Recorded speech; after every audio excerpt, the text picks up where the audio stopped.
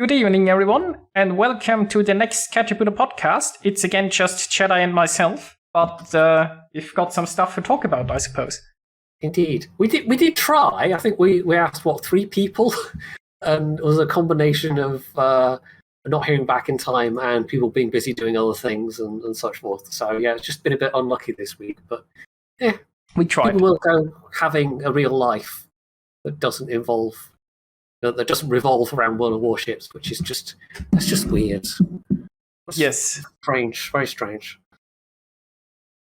I mean, there are even people out there who don't have cats. Can you imagine that? I can't, but I'll take your word for it. Well, and with this, I guess our first topic's gonna be the new patch just recently hit and brought quite a few new things. Interestingly enough, it did not bring back Submarine. No, it might be they're holding off. That it will appear that they will reappear sometime during this patch, but the actual patch notes I don't think mention subs at all. There is at the beginning. There's information about submarine testing will be announced later in a special article. Okay. But I mean, it's interesting because the latest public test, like public test 3 of the current patch, had submarines in them, right? So and that was only shortly before the patch hit. So for some reason, they cut submarines from at least the start of this patch, but we'll just have to wait for more information.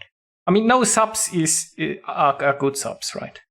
Well, exactly. I'm not going to complain that there just are no submarines in the game and storm off in a huff.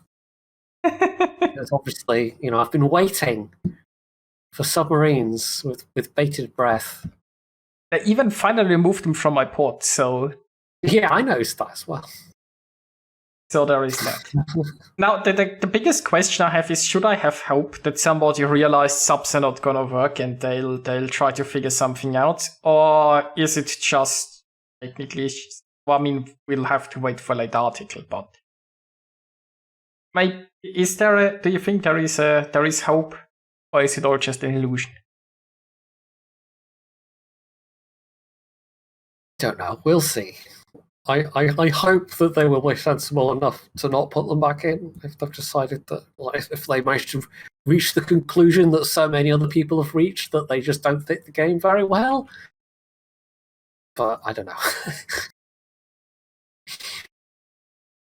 Well, I guess what we do know is that Italian destroyers are now here, and you can spend all the money once again on early access ships if you want. Yeah, it's kind of ridiculous. So, as I was saying just before we started, with the 60 random bundles, one of which can be the tier 9 and another which can be 3,000 of the Italian tokens, I super lucked out and got the 3,000 tokens as the very first bundle. Otherwise, I wouldn't have touched them.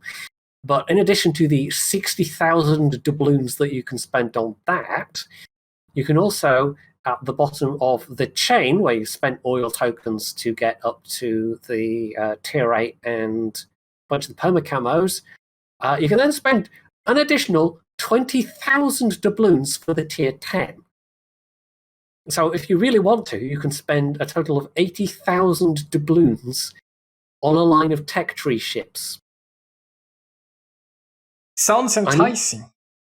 Yeah, even if you discount the cost per tier of what permacamos would cost, that's still going to be quite a lot of doubloons. That's going to be, what, 10k? More than 10k? I can't do the maths off my head of what it would be from tier 6 to tier 10. But that's still so absurdly not worth anybody's money unless they are filthy stinking rich and have no time, I guess. But yeah, it's for the rest of us mere plebs that don't have gold-plated credit cards, it's a bit eye-watering. Yeah, it's... I mean, if you wait 2 months, you can just unlock them for free. Yes. I guess 2 months is a long time, but still. You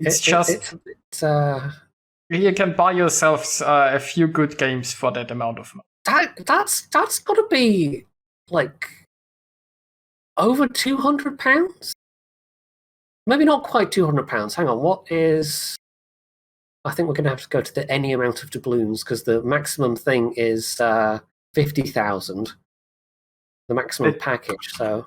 They don't even sell packages as big as you'd need to... Oh, no. Yourself. The 80,000 doubloons is £225. Yep. Okay. Imagine how many premium ships you could buy for £225. I mean, if there were lower tier ships, then you could get more of them, obviously. But even higher tier ships, you could still get 4 or 5 or 6 premium ships that will be worth so much more to you in terms of their credit earning potential than a tech tree. So I don't know. I really don't. We just must continue to be aghast at the greed of wargaming, I guess. There's no other way to put it, really. Yeah, it's getting slightly ridiculous, but it's probably gonna stay like this. I think the last early access was pretty much the same, so they seem happy with the number of whales they catch, I suppose. Yeah. This time it wasn't a lighthouse auction, I suppose. Oh, it wasn't last time either. Last time either, it was already 20,000 for the Tier 10. Okay, what was the one where they did the lighthouse auction? That was the Schlieffen, like the German ones. Ah, yes, that was it. Yeah. Clearly not enough. They didn't, it didn't add enough zeros to the bottom of their spreadsheets. So 20k doubloons it is instead. So yeah, if you see someone sailing around in the Tier 10, you can know that they have spent a shitload of money, if I can use such language, to get there. So I don't know if you want to make them an object of pity or what at that point. Or befriend them and see if you can get some of the money. Yeah, that's true. Yeah. We'll send nudes for doubloons. I mean, I'm not proud. I'd do it. Open up on your OnlyFans. So yeah, apart from the ludicrous costs, there's the usual. They've done the 4-way team event thing where you can get tokens to unlock some and get at least to the mid tiers. With me lucking out and getting that 3k tokens, I've been able to jump to tier 6 immediately, pretty much. And I have to say, in the one game I've had in it so far, it's actually been okay. Yes, the gun range is really very, very short, but that has the positive of you can actually get yourself unspotted pretty quickly if you need to. So how hard did you YOLO? Not that hard, actually. There weren't any particularly low health targets that it was worth me YOLOing. So I was just playing it as a normal torpedo destroyer and actually managed to land a decent number of torpedo hits. They're not especially damaging torpedoes. They do a bit more damage than the equivalent Swedish ones, but they're also a lot slower. So, yeah, in terms of being a torp destroyer, it's not been bad, at least as far as the tier 6 goes, but there are certainly better ones out there for that. Yeah, time will tell if those destroyers find a place or not. I think it's going to be tougher at the higher tiers when suddenly there's more radars and things around the place. So we'll see what those are like, I guess. In 2 months, since we haven't won the lottery yet. Yes. And you will be able to get the tier 2 from the free daily bundles. So at least everyone is pretty much guaranteed to get that if they just log in and get that every day. And then the tier 3 is going to be available via the 150 doubloon bundles, of which there are 12. So it's not even quite the, if you want to be totally completionist about it, it's 80,000 doubloons and, what's 12 times 150? I don't know. I can't maths. We'll leave it to as an exercise to the viewers to do the math. Yeah. So that would be another like 1 point whatever K doubloons on top of that. So yeah. And yeah, in order to get your free tokens, you have, well, there are 200 in daily bundles, 500 that you can get for community tokens, and then 4,000 basically through the Clash of Courage, which is one of those things they have like done in the past. Basically, you click one of 4 teams and then you just play the game and you get rewards. Yeah, pretty much. There's nothing new there in terms of how it's structured. No big surprises. I mean, I think each team has a different captain, but I don't think there's anything special about those captains, right? It's just like an Italian captain. It doesn't say so. I think it's just like a 6-point captain. Presumably, the special thing about them is the name and portrait is unique. Probably. And therefore, you kind of have to pick and choose.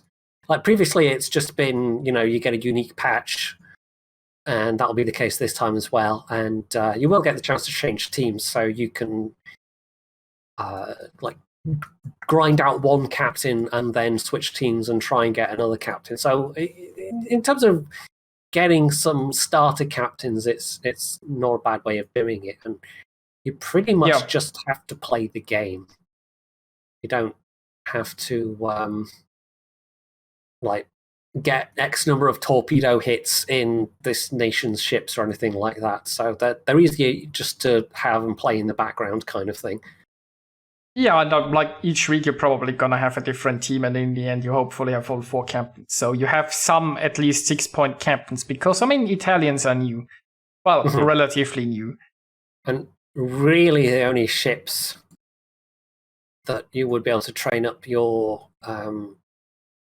captains with relevant skills. Well, I mean kind of the Leone, but more the Paolo Emilio.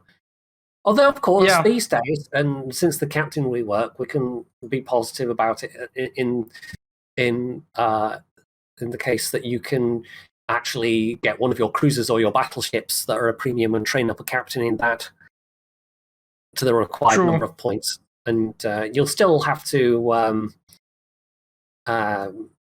like retrain them for whichever destroyer you put them in eventually.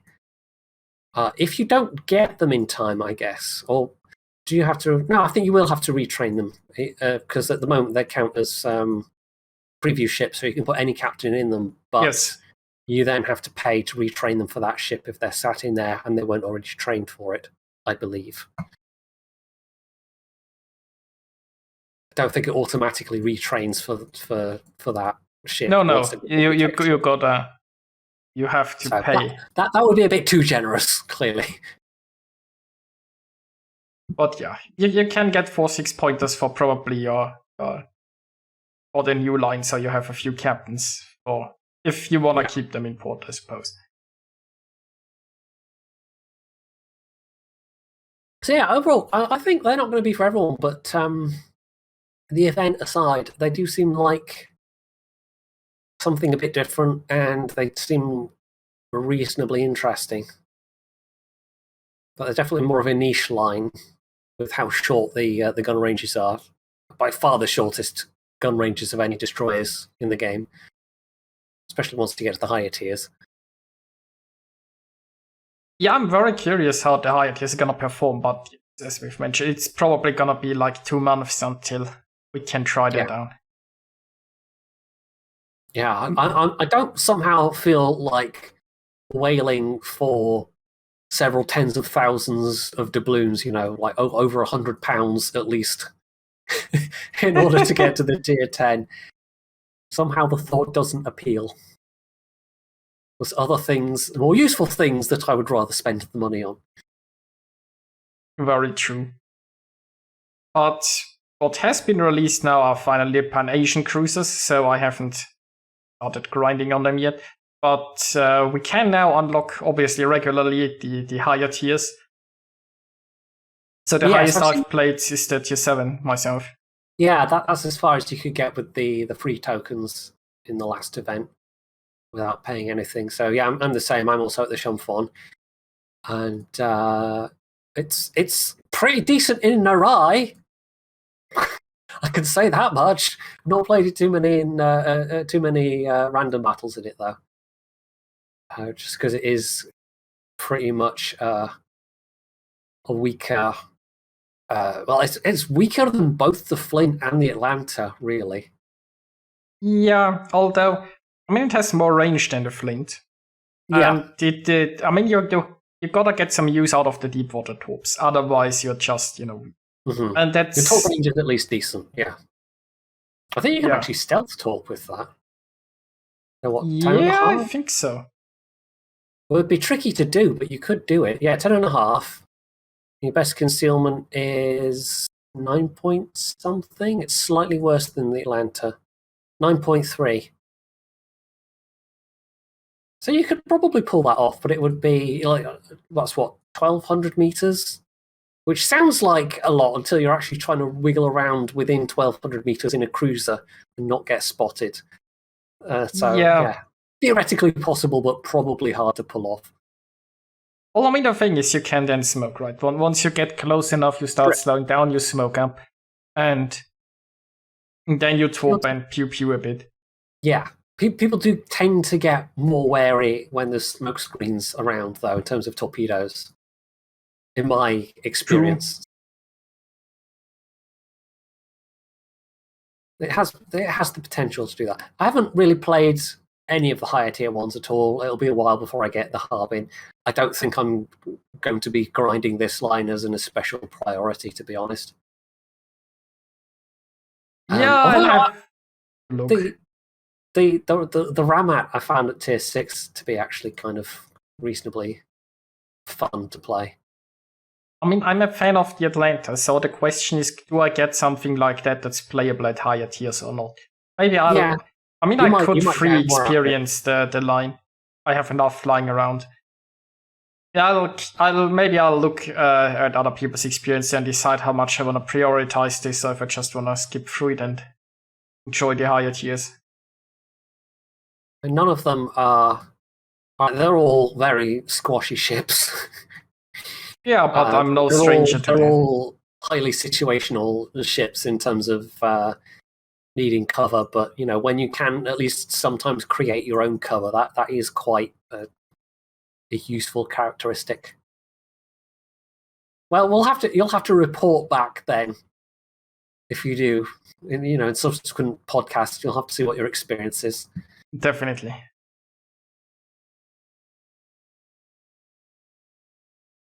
Well, then the next thing that we have, I guess, are the Savage Battles that are back. Yeah, so this is going to be basically a bunch of Waterworld-esque, rather, themed destroyers fighting each other, which is having destroyer-only mode is quite refreshing, really. From we haven't had that too often. So yeah, and it's like battle royale thing, like with a map that gets smaller and 4 teams that fight each other. 4 teams of 3 ships each, so it's still 12 per side. No, wait, 9 ships. No. 12 in total. It's 12 in total, but not 12 per side. Yes. Okay, brain. But not 12 per side. It's 3 in 4 teams, so I mean the sides are. Well. It says right there it's 3 per side. Okay, brain. Okay, fine. I haven't had enough caffeine today. Clearly, that happens. So I also like that all ships have reinforced bows. When ramming enemy ships, you'll take less damage and cause more damage. This I like because I've looked so often at those camos with the saw blades in front, and I'm like, okay, this is a destroyer camo, but I really need to mount a ramming flag for role-playing purposes, right? Because it has saw blades in the front, it should be better at ramming. And I just went with that. That is a nice touch. I think that's new, actually. I don't think that's been the case before. Yeah, I mean, it's been a long time since Savage Battles were last around, so maybe I missed it back then, but I think that's just a nice touch, right? Because it just synergizes with how the ships look. I don't think there's going to be that much ramming. Hard Well, you wishes? never know. Maybe towards the end of the game.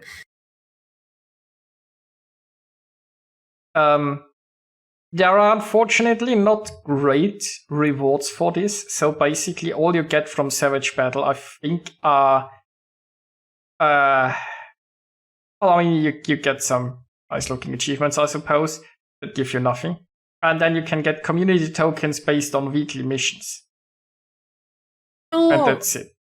Yeah, that's probably the main draw then, I guess. If you're after some community tokens, it's nice to have a way to grind some out.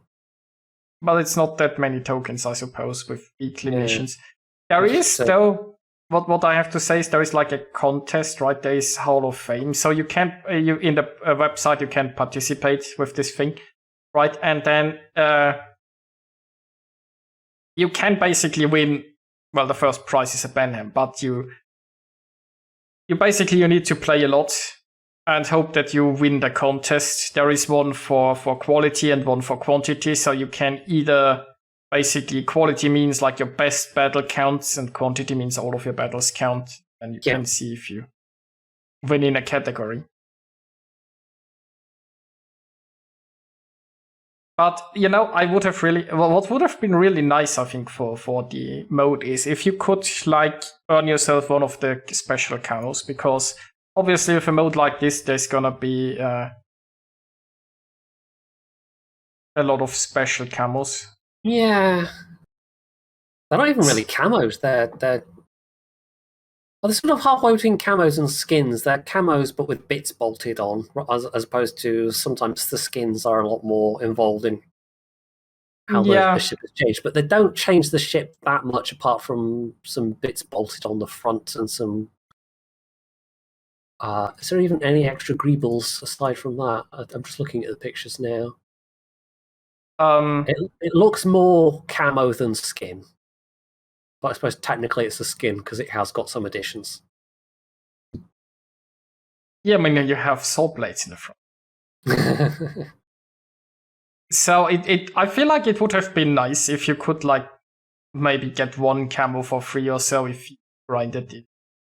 Something like that would have always been nice. And then I'm not sure if the camos are currently on sale or how you.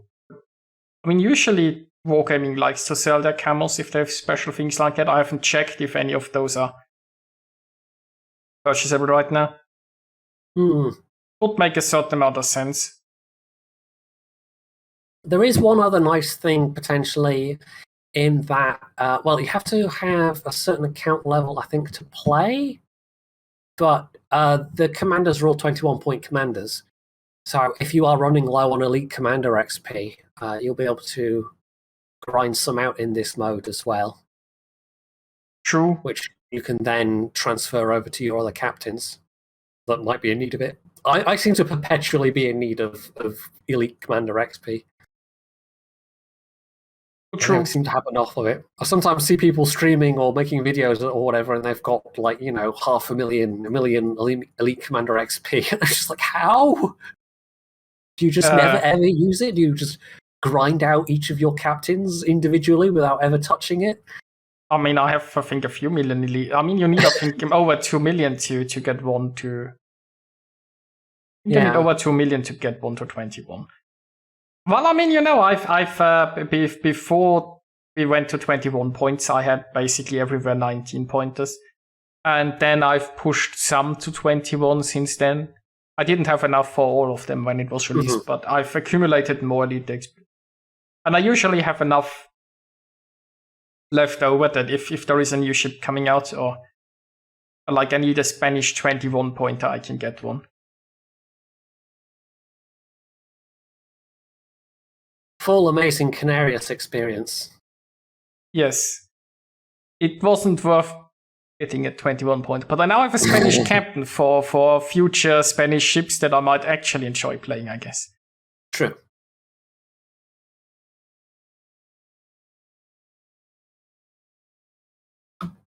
It's worth pointing out that in case people haven't looked at the portal, a lot of these articles around the patch, certainly a bunch of these ones at the moment, have got little buttons for get a container here or enter a mission there or stuff like that Yes. that you can't find otherwise. So just as a general tip, it's worth looking at the portal and looking at the articles around patch time for these little offers that are hidden away in the articles.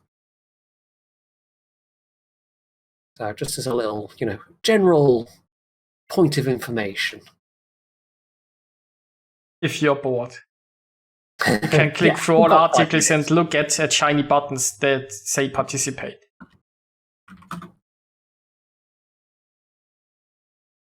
Then we have some changes to game mechanics, which I didn't realize happened until I looked at the patch notes, actually.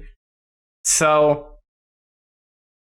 they talk about change to maximum spotting range. This doesn't mean like when the range where ships detected. In this case, it means how far out your ship can see other things on the map, because you might have noticed that ships are getting rendered at different distances for different ships. Basically, you might not see, if you're like a destroyer, a ship that's like 21 kilometers away, you can't actually see it on the map. You see that it exists on the minimap, but if you look at this direction, you don't see the ship, right? And they have changed for each ship, like how far out they can get enemy ships rendered, basically. And I mean, there is some if you want, and they're trying to streamline it, I guess. Yeah, it does. Just reading it and looking at the table they've supplied, it looks like the whole thing as they don't say where they've changed it from, but maybe ships had more individual values previously, and this is a way of unifying the whole thing. Yeah, they definitely had different values, which sometimes for example, in a destroyer, you usually can't see that much because you don't have that much gun range anyway, so they didn't bother displaying ships so far out. So people might have noticed, right, when you look at your friendly battleships, you can't see their hit points, so you can't see their ships because they're so far in the back that they aren't even rendered. Even though they are your allies and you should be able to see them, so...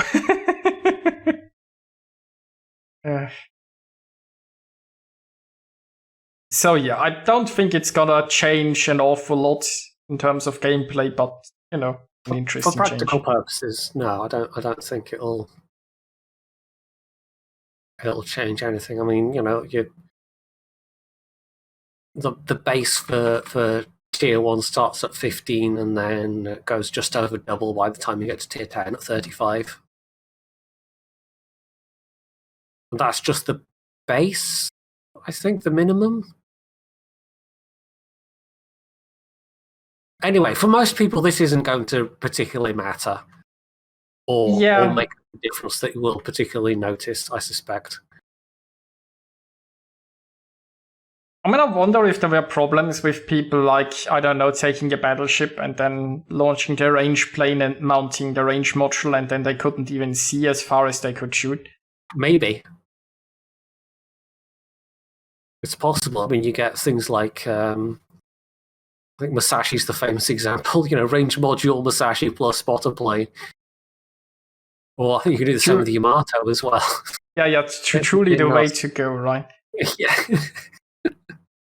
Why move when you can just shoot the whole map without moving from spawn? I like that they give you an example with the math, how it's now changed, and they're like important. This, of course, is simply an example and not intended to show how you should build this ship, right? Because they obviously go with, hey, you could mount the range module in like in North Carolina. It's nice that they have like this important bit here. They're like, don't do this at home.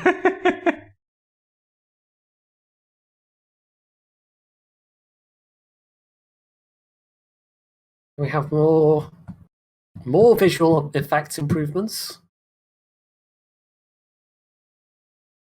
Oh, and there is a collector gift button right there in the patch notes. See, told you. I told you. True.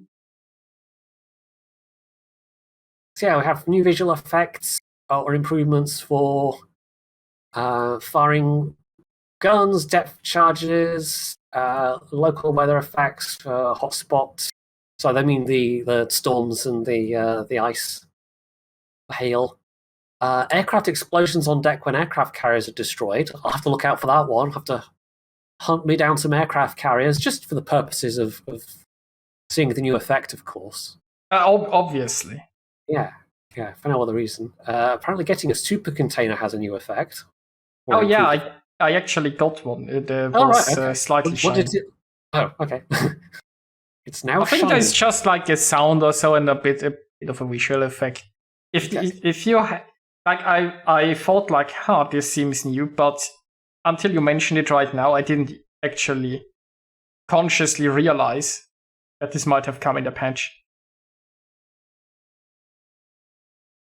And lastly, it also says smoke for camouflages and ships participating in events, which I'm guessing means for those skins that actually have like things that emit smoke, as opposed to just the funnels.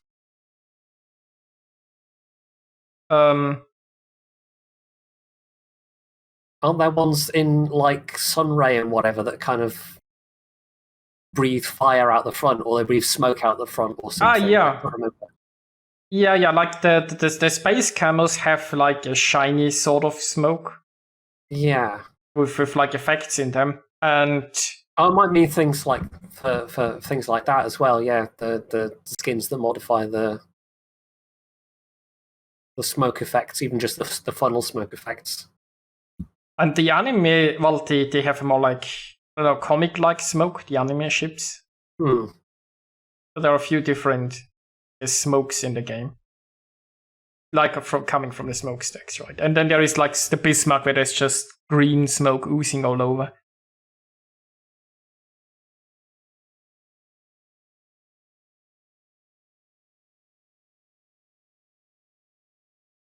Then underneath the picture it has some examples. So yeah, I actually saw that lightning yesterday in a battle, and it looks pretty nice in game.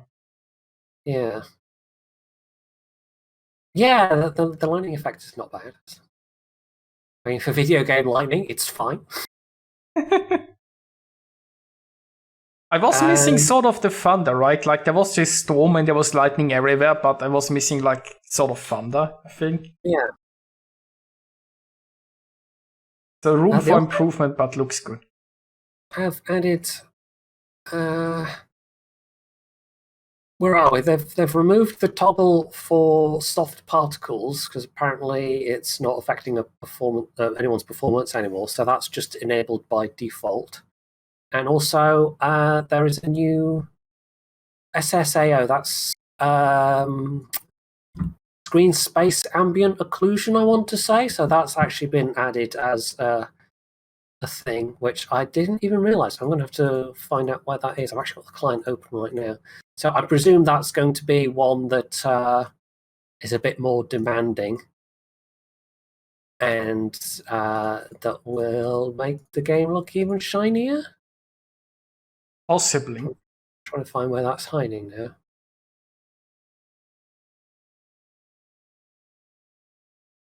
Oh, they've also got. I'm just looking at the thing now. There's actually now a checkbox that says AMD FSR as well. So that's the new the full-scale resolution thing that AMD's come out with in response to. Yes, that's now an option apparently. That's not even in the notes, but that's now there. Or maybe it was there last patch as well, and I just never noticed it. Well, I'll have to keep that because I'm using an AMD graphics card. So yeah.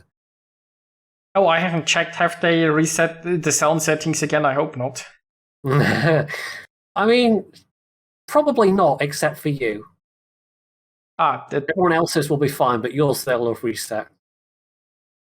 I mean, mine seems to be fine. So, yeah, I mean, the last patch reset your audio back to low, like audio quality. And you had to put it back up to where you wanted it to be.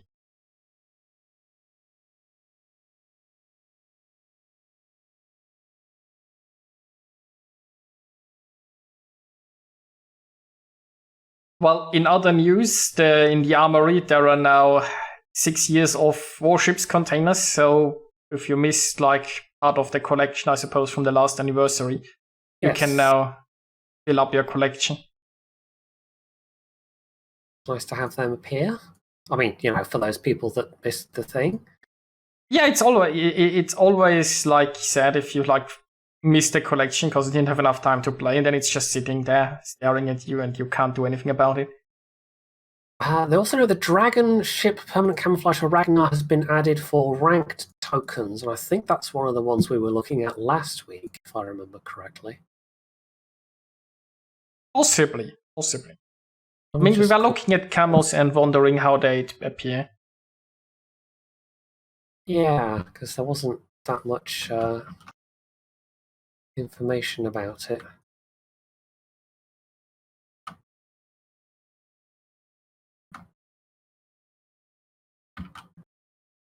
Well, other than that, we have content additions and changes. So, I mean, they added captains, as we've discussed earlier, for the Clash of Courage event. There are some new flags. There are some new Patrick's Day camos. Yes, including there's a pair for Belfast, there's some consumable ones, and then there's one for HMS Emerald as well, which I kind of wish was a bit cheaper, but yeah, sadly is not. The Belfast ones kind of look okay. They're a bit gaudy, maybe. I don't know. I'm not the biggest fan of green. It's just... I think it's supposed to literally look like emerald green, but it's not that nice of a shade when it's stuck on the side of a ship like that. I don't know. Yeah, I mean, if you have a gem, right? If you have a light that's green or something like that, that's fine-ish. But if you want to put green on it, I think like you need to combine it. Like if you had like black with some green accents and then maybe some green gems or so in there, that can look nice. But just green, it's just not my thing personally. I mean, the shade that they used for the St. Patrick's Day consumable ones is a bit nicer. It's more of a grassy green. Yeah. I mean, it has some darker patches there. It's not the worst green. It's just not what I'd want. Yeah. So I'm definitely not going for the Belfast ones. I was vaguely tempted by the one for HMS Emerald just because I have a soft spot for the Emerald and it would be fun to have a permaflage for it. But I don't want to pay what they're asking. So, no. If you could just buy the camo, that would be nice. But of course, it's wargaming. You can't just buy the camo. Of course. That's silly. Why would you just be able to buy the camo? Why don't you pay for like a full price game if you want anything, right?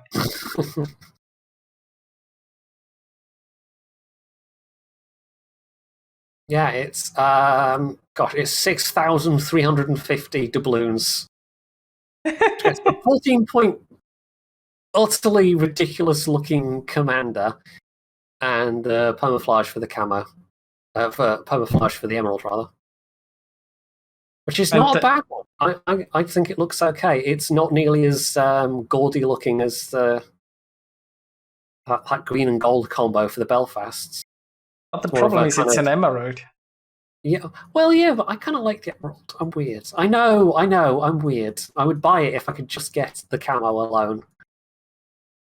But I can't, so I won't. But yeah, I'm definitely weird. Well, I mean, there are worse ships than an emerald these days, so... Definitely. Speaking of strength of ships, there are some balance changes for the supercarriers that I think we've mentioned in the dev block recently. What we failed, I think, to notice is that obviously, like doubling the number of planes and then halving the hit points, it makes it slightly easier to shoot down a plane. You still won't because they're too fast. But it also doubles the amount of striking power they have, because with 2 planes dropped, they drop twice as much. So that was actually a pretty significant buff to their firepower, which was absolutely not needed. But, it's wargaming.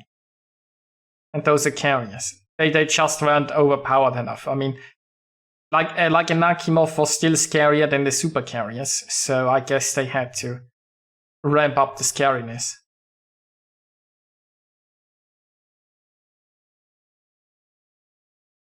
I think they'll continue to be tweaked now that, I mean, we're jumping ahead slightly mentioning this, but now that we know they are going to be added to tech trees.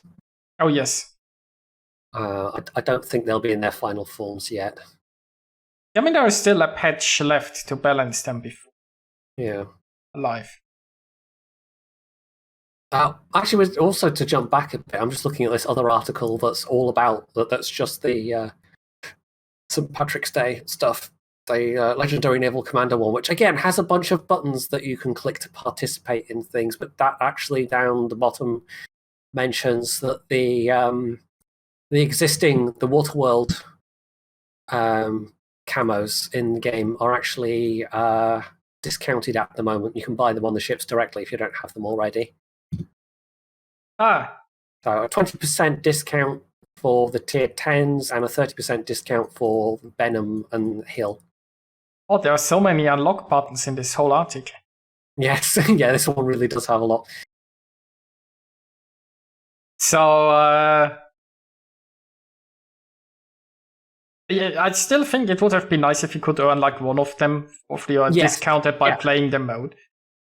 I mean, I think these ones are more expensive than the normal camos for their respective tiers anyway, if I remember correctly. So a discount isn't quite as generous as it might seem otherwise.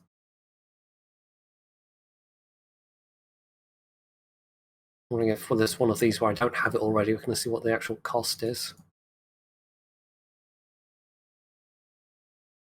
No, I have it for the Benham already. Must be some of the tier 10 ones I don't have. Unless Wargaming gave them all to us when we were. I don't think so. Here we go. Harugamo. That's actually slightly cheaper than a regular tier 10 permit camo now with the discount. 4,800 doubloons versus 5,000 doubloons.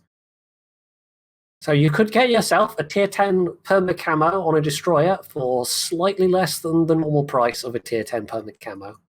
Of course, you need to like the look because I like the look, but it's obviously a bit extreme and not to everyone's taste. But don't forget, you can also just toggle it off. So that but I don't think then you did automatically dismounts the camos. Well, it means that you can't use the alternate color scheme. It will just look like the default regular perma camo. The last time I used that, it automatically dismounted all the camos. Because I was that has been a while ago. Might have been more than a year ago. Yeah, I think that must have been a while ago. But when I last used that option to show it to someone on stream, then it automatically dismounted all the camos where I did, and then I had to manually remount all of them when I turned it back on. Well, I think they might have fixed that, because that's not the case. I'm just trying the little toggles. Okay, that's good though. And that's because I've got the space camos and the Waterworld camos turned off by default. So I like some of the space camos, but not all of them, and I don't particularly like the Rogue Wave or the Halloween ones either that much. So yeah, I have them toggled off, and they just look like the normal perma camos. And the only downside is you cannot use the alternate color scheme with them. There you go. You can have a tier 10 destroyer perma camo for 200 doubloons less than usual. What a bargain! I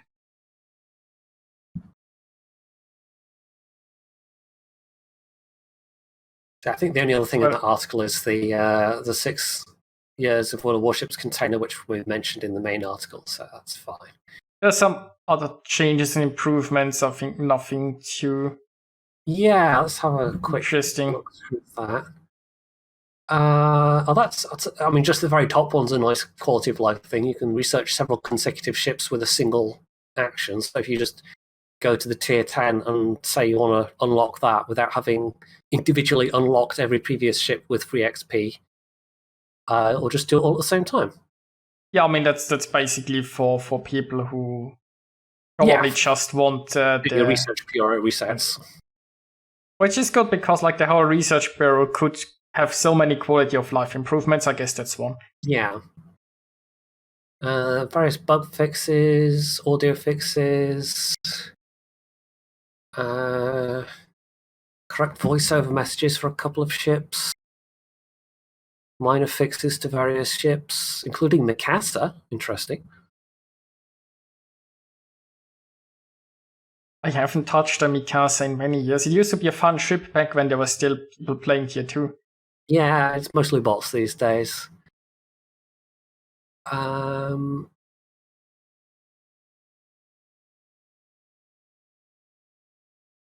Yeah, it looks like it's mostly bug fixes in the section. They finally fixed the matchmaker for Superships. Okay, but I've seen it hasn't happened to me, but I've seen people like queue in a Supership and then get a 1-versus-1 match or 2-versus-2 match, which made no sense because there are technically hundreds of people in the queue.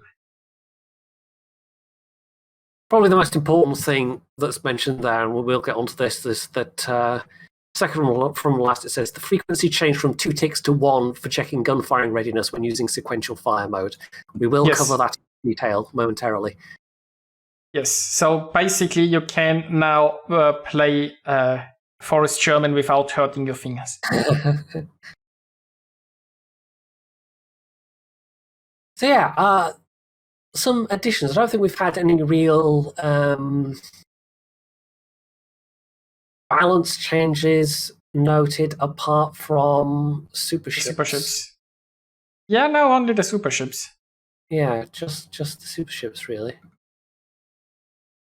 I mean, that balance can lead us directly to the first dev block. We have the ship restrictions for the clan season, which basically simply banned the pet shop because, why balance a ship and just ban it from competitive and you're good to go?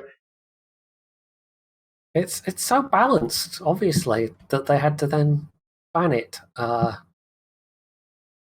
I'm still salty that basically they were like over half a year ago when they were like, look, guys, we finally heard you were going to balance Petro, and then they nerfed the reload by half a second, and now it's like, don't know what anyone's talking about. Petro has been nerfed. So it's obviously fine. Coincidentally, it's not fine in competitive, I guess. Who knew? Yeah. So apparently, even limiting it to 1 per team wouldn't have been enough. Even one's already too much. Yeah. One thing we did forget to mention from the news articles, just to go back briefly, Repulse is also now on sale as an armory ship. Oh. For coal or for what? For doubloons. 60-something hundred. It's a tier 6. It's pretty good if you didn't manage to get it for free during the Marlborough grind. Quite a fun tier 6 overall, I would say. Don't know how you feel about it, but I quite enjoyed it. I've only played it 2 games, but they were decent, so I've had some fun in it, I guess. Anyway, back to devblocks. Yes, they finally announced the release of Superships, basically, which means next patch, so in about a month, we can expect Superships to become a permanent addition. And nobody's terribly surprised, I suppose. No, I mean, that seemed to be what they were working towards. That the cynic in me once again looks at this, and is it like because they've now decided that Superships are gonna come pretty soon? Are they delaying the return of the submarine testing again because they want to first finish the Superships? Who knows? It's possible. Maybe? I don't know. I guess we'll have to wait for that submarine article that they said is gonna come. Yeah. Because having gone from, they'll be back in this patch to where actually they've disappeared from people's ports and nothing about it other than there'll be an article at some point soon. Excellent. they sort of already did delay Submarines, because Submarines were supposed to come back with this patch. And if you look at like the last public test, right? Public test 3 of the current patch mentioned even that they'd have Submarines. And then now when they release the patch, they basically just say information about submarine testing will be announced later. So the plan was to, or at least the way Wargaming communicated it, the plan was to have submarines back in testing with this patch. And now the patch has launched and there are no submarines. Just an information that, well, more information will come later. So technically submarines testing has already been delayed, which we are all very grateful for. And the little bit of optimist in me hopes that the information will just tell us that, they've realized submarines don't work.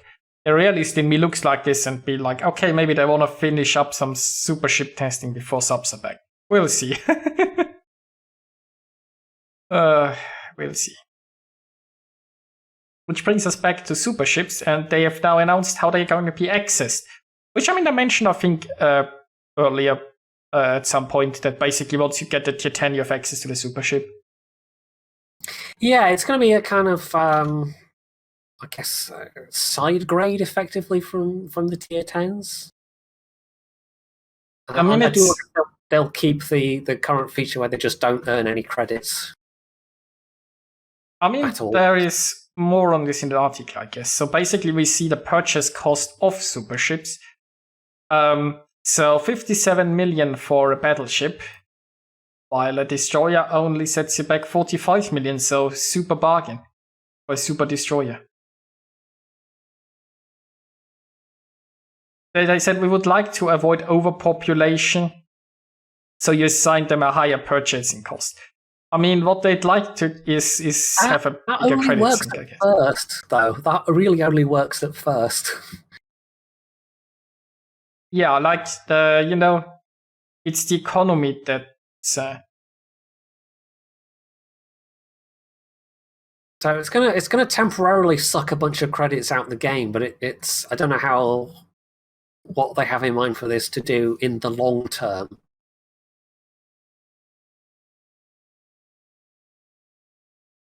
They have now an article about the paragraph about the Supership Economy.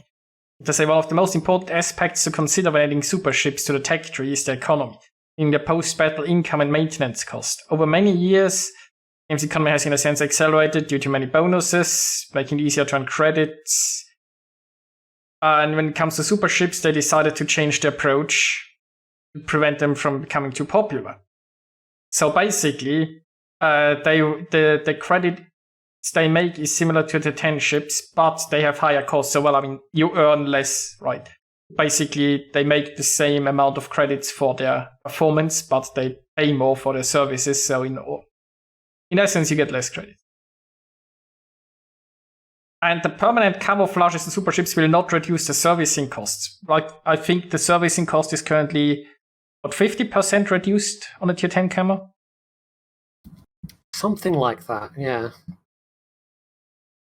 So it effectively gives you the same earnings as a tier 8 premium. Yeah.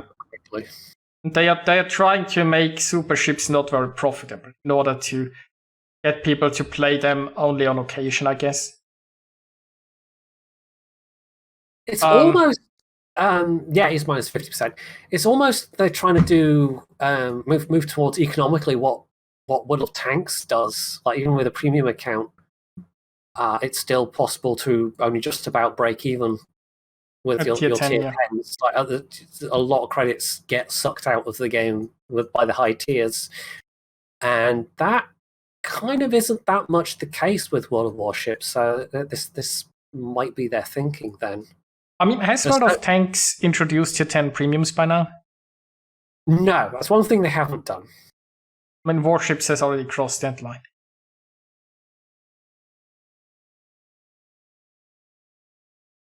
Also, the interesting thing is they mentioned permanent camouflages on superships, so I wonder how much they'll sell for, because it's 5,000 for a tier 10 perma camo?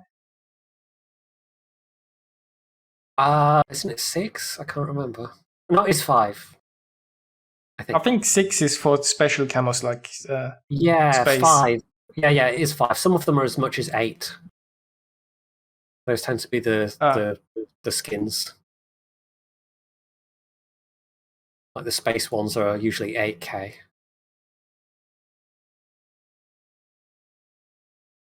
Then there is some additional information here, like superships are not part of the research bureau. Well, I mean, they don't take experience to unlock, so it sort of makes sense, but you don't lose access to a supership if you reset the line, which is interesting. So basically, if you you reset your shimmer line, you'd keep access to the, what was it? Magiri? Whatever the tier 11 was, so, you know.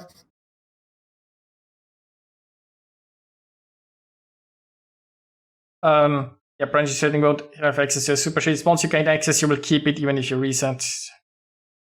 Battles with superships can only include tier 9, tier 10 ships. Yep, we've already figured that. Like, basically they are tier 11 ships. They don't want to call them that, but they are treated in the game as they were tier 11 ships. So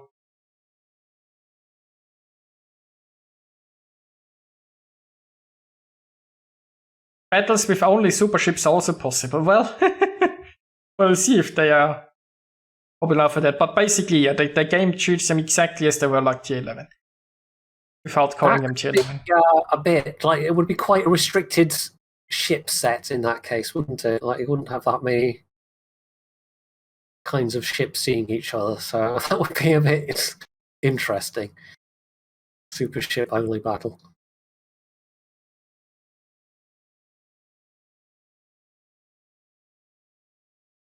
So, in update 11.3, only superships that already been openly tested will be introduced to the tech tree. In the future, new superships such as Edgar and French, the Patry, will undergo standard close testing and balancing producers before introduction. I mean, it's like, that's an interesting and funny statement because they have been tested on the live server, so... No, don't worry. We don't throw new untested superships into the game. By the way, we've been testing untested superships for 2 months now. But I don't think Wargaming is capable of seeing their own irony in this statement. Which basically also means that they already decided that United States and Eagle should be final, even though they have currently doubled the damage output of the fighter jet, so we aren't we are in this state of testing where they double the damage output of the fighter jets, and they're like, yeah, don't worry, they'll be final in a month. Oh wait, we don't even know how they should perform yet. Yeah, just don't worry about it. But, in all fairness, they are already in the game for everyone accessible right now, so it won't ever change anything if they are released. Not especially. That's the thing, if you test your thing on a live server and everyone has access to it, it's basically released anyway, so you can just call it a release without changing much. I mean, if you're going to be completely cynical about it, we would never be cynical, would we? If I want to be completely cynical about it right now, I think you always make 0 credits, right? But with the changes, you could lose credits possibly. So it's actually, right now, they are more accessible than they afterwards. So releasing them will probably reduce the amount of superships you run into, at least at first.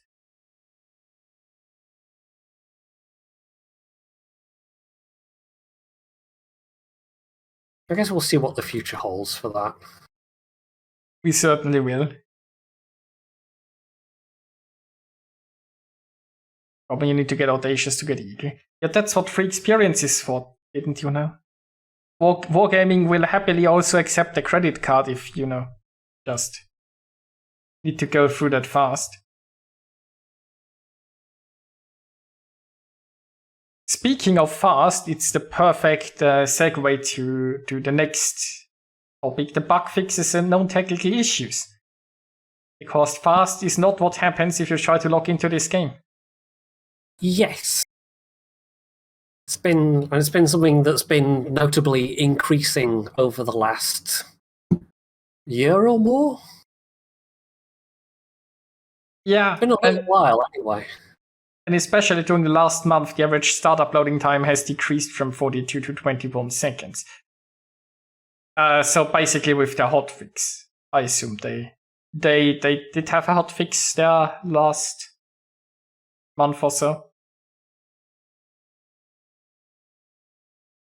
Now this should be a change that most people will hopefully benefit from.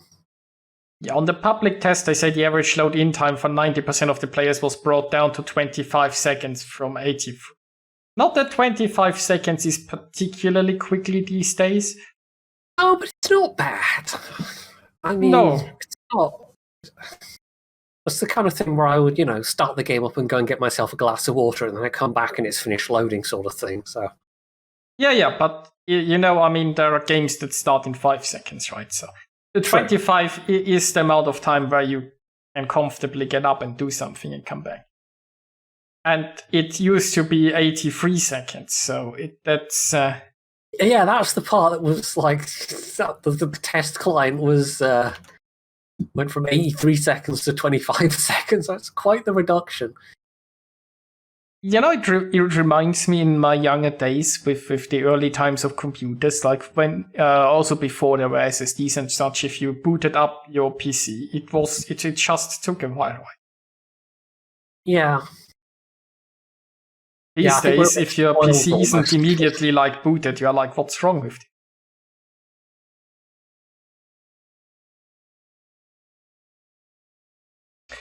They even included some graphs about how the load time into port and startup was in different patches. And which percentage of, I think here's the percentage of people, right, that were affected. What I would now like to see is that the patcher actually patches in a reasonable amount of time. That's something they could address next, if you ask me. Yeah, that might be. I don't really know what I'm talking about that much, but I think a lot of that has to do with how the files are packed. I have some games on Steam that are similar, in that every time there's a patch, it actually takes a way longer time to do it than you would think, just because of it having to effectively unpack a bunch of the game files and then repack them again afterwards. And I don't know if that's what's happening with World of Warships, but a lot of it to do is with how the files the game files are structured on your PC. So some games patch really quickly, even if it's a relatively large patch. But what's an example? I think Payday 2 is particularly guilty. It might only be a couple 100 megabytes patch, but it'll take several minutes to do it because it has to unpack all the relevant files and then swap them over and then repack all the new files, kind of thing. So basically, Wargaming is not the only one who isn't that good at coding. Yes, yeah, they are not solely guilty of this. But hey, it's nice to see if they address things like that, like convenience things. Yes. I mean, to be fair to them, it's probably not going to be that particular thing is not going to be maybe the highest priority ever in terms of assigning resources. I mean, the patching probably not. It doesn't take ages, but there are other things that are probably would be nicer if they focused on those first. I mean, that can drive away. I mean, maybe not the patching, but the login time that can drive away players. If you need to log in more than a minute, that's probably why that got a fix. But if it gets to those ridiculous amounts of time, right, people will just be like, screw this.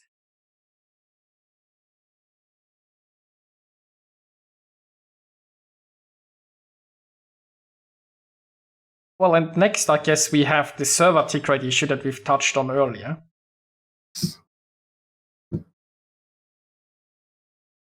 So yeah.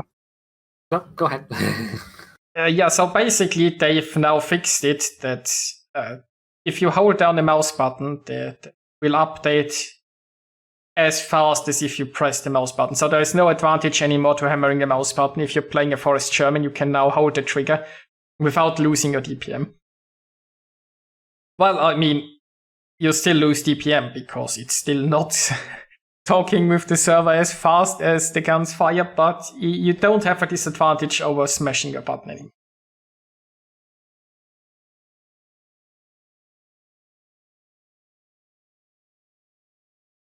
It's certainly a welcome change, and it's kind of interesting that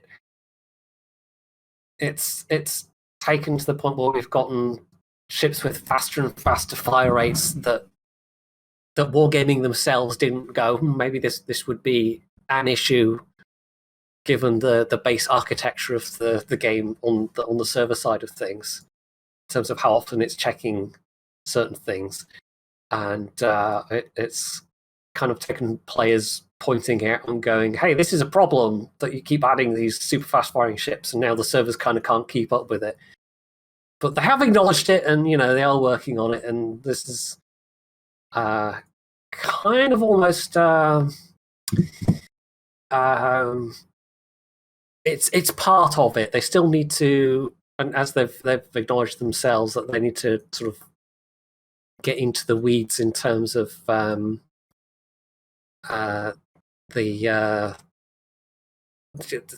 how often the server is checking. But this is certainly fixed part of it. But they need to still do a more comprehensive fix down the line, which is going to take them a bit longer to do.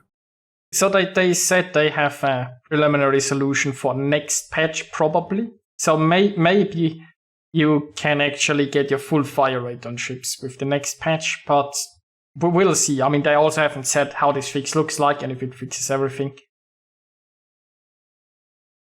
So we'll have to wait and see. But they are, now that they've finally acknowledged the issue, they actually seem to be working on it, so that's good news.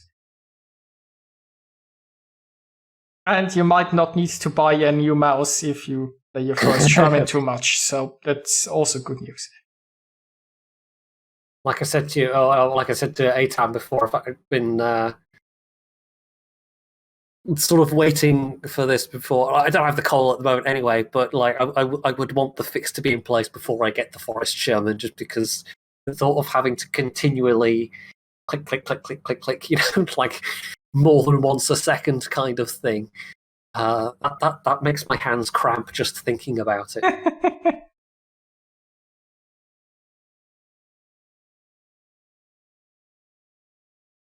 So yeah, at least there's some good news there. And then we have some known issues. Removal of...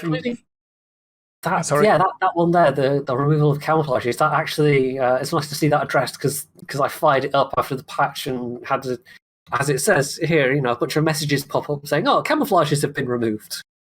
And I was like, wait, what? You're stealing my camouflages, Wargaming? But no.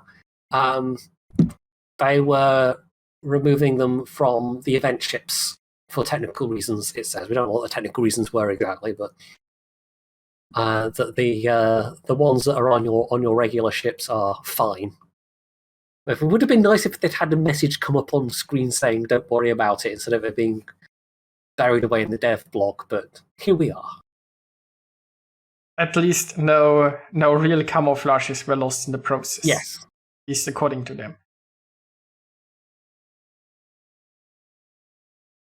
Then apparently you currently can't purchase a Type 15 permanent camouflage for the New York. They will fix that in an upcoming hotfix, they say. Things like that always make me wonder how did this happen, but apparently you can't buy a permanent camo for New York right now. Yeah. I mean, it's not going to affect that many people, but yeah, that is slightly... that's a slightly odd one. I wonder if it's one of these bugs where they themselves have, in the great tradition of programming, they've changed some variables and gone, oh, that should work, that should be fine, and then this completely random, seemingly unconnected error happens, leading to much bashing of head against keyboards and such like. The next thing, inability to log into the game through the game client. So basically, some people encounter bug to prevent them from logging in and entering the game directly by opening a client. They're working on a solution, and to circumvent this, you recommend entering the game using the Wargaming Game Center. Now, I have a question for this. How is it possible, like, if you start the client, then it automatically starts the Game Center? You can't launch they have, like, this is why you can't watch our replays anymore, right? Because the game can't start without the Wargaming Game Center. So I don't understand where the issue is, because you always need to use the Wargaming Game Center anyway. I wonder if there's been some way of bypassing it then that I've just not known about. I mean, back when we were still CCs, right? They outright told us that there is no way to start the client without the Game Center, because we needed that to watch our replays, and they were like, well, you're screwed. And they, even though people kept asking if they can fix this, they were like, well, nope. So pretty much.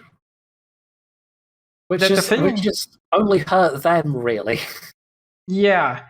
The interesting part is, of course, if you try to start the client, it will automatically start the Game Center, and then you have to click again to start the game. But this is when I wanna use replays, right? And I just drag the replay on the game client. It first starts the Game Center and then doesn't do anything, and then I have to do it again. I only get that sometimes, though. Sometimes it launches straight into the replay, but more often it launches the client first, and then, like you say, have to... I mean, if you have the Game Center running, maybe minimized or so, then it directly launches. Maybe. But I'm now asking myself if maybe the issue is that it doesn't automatically start the Wargaming Gaming Center. Maybe that's the issue. Because you need the Gaming Center launched that you can launch the client, so they recommend that you just use the Gaming Center, because then step can't fail, but pure speculation on my part. If there was a way to get the game client to run without the Game Center, I would be very much interested. It's certainly, I mean, even... I gave up on it, but I used to have a huge archive of old clients, and I just deleted them all, because you couldn't get them to run anymore, but...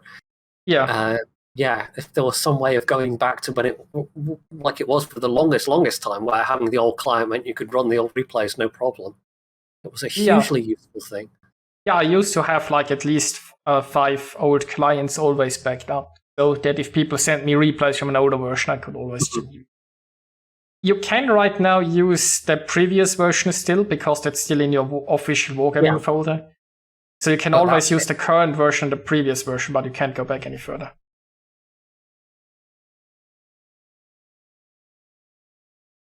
And the very last thing is a little technical note on older graphics cards, which apparently they haven't been sporting for the last 2 years, but now at the game probably won't launch on them at all. So I presume Shader Model 5.0, I don't know what that means, but I'm presuming we must be going back a couple of generations of graphics cards at least. Yeah, if they stopped supporting it 2 years ago, then those graphic cards need to be a few generations out. But to be fair to people that might be holding on to their really old ones, it's been a terrible time to buy graphics cards for the last couple of years. Oh, definitely. So, yeah. And I think that's pretty much us. I mean, there's no other pressing, there's no other news items that have popped up or anything. So, yeah. Oh, the Type 15 camo, I looked this up, by the way. It's the one that kind of looks like stylized icicles. Ah, okay. The black one with the white triangles coming down from the deck line. So it's a special camo. Yes. Yeah, most tier 5s do not get perma camos, for those that are unaware. Occasionally you'll get events that give perma camos for tier 5s, or have events like St. Patrick's Day and the Emerald having a perma camo. But New York is somewhat unusual in that it has a perma camo you can just go and buy. Well, when it's not broken. You were able to do that, not so much now. Yeah. But it's coming back. Oh, one last thing, I suppose, that I found an amusing note on the news portal. Basically, they have think that's a new thing, right? They have a Pan-Asian cruiser branch review because it has now been released. And they have, I haven't watched this how to play video, but they give a brief description of how the ships, and then they go into tactics. But they aren't that helpful. I mean, they have some things like, okay, go behind the islands. It's honestly not really a very helpful article, if you're honest about it, simply because you can't describe tactics with just a few short sentences. It's nice of them to try that, but they really did. This is something where, I mean, they have contributors, right? This is something where they should really sit together with some contributors. Yeah. And help that out, right? But because of wargaming, they aren't the best at their own game if they even played. So they should have sat down with some people who are more knowledgeable about this and come up with, I like the idea, I like the concept that they release a new line, so they make an article with tips and tricks about it. But ideally, they would have just sourced it out to contributors, had them write some good articles or videos, and then maybe have a link there, right? What they could be doing is have an article and be like, this is how our contributors are, so recommend this, and have build guides or whatever. They have been super inconsistent about actually using CC content, though. Yes. There have been periods they've gone through where they'll do monthly articles and, highlight a CC, or they'll embed their stuff or tweet out very occasionally. They'll go some way to actually enhancing their own whatever with, sprinkling in some CC content and highlighting community contributors. But that's not been a thing for a while, really. This would have been a perfect example of it. Yeah, this would have been like, if you have, I mean, the idea obviously is that you work together with content creators, right? The idea is that as a company, you can fill the holes that you have with that.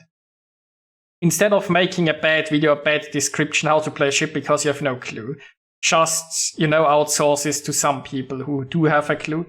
And you probably don't even have to pay them, because if you give them like a spotlight on the official page, I might go for that, right? You could offer that to people if they want to.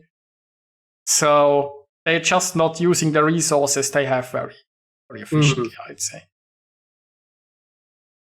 But, it's an interesting concept. It's just not done very efficiently.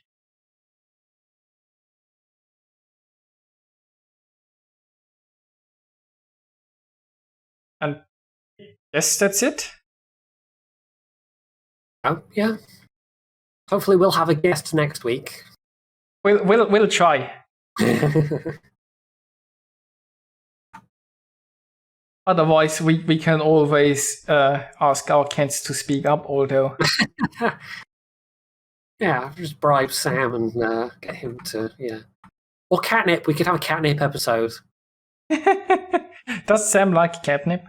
I've never actually tried him directly with catnip. He had some toys that had some stuffed fish things that had some catnip in, that it kind of wore off after a couple of days, but was very into them while the catnip was still potent. So yeah, I need to get just like a jar of catnip. See how I mean, I tried. I didn't have any fresh one. I had some I stuffed the bot like in a pet store, and they weren't really interested. I'm not sure if maybe the catnip had lost all its potency. Not every cat is into that. Yeah, I think not every cat is actually, not every cat likes to have the cat equivalent of a joint. Yeah, my cats just aren't into drugs, obviously. Yeah, very straight-laced, boring cats. Exactly. And on that note, guess we can call it a night here. So thanks everyone for watching, and we'll be back next week. Bye. Bye.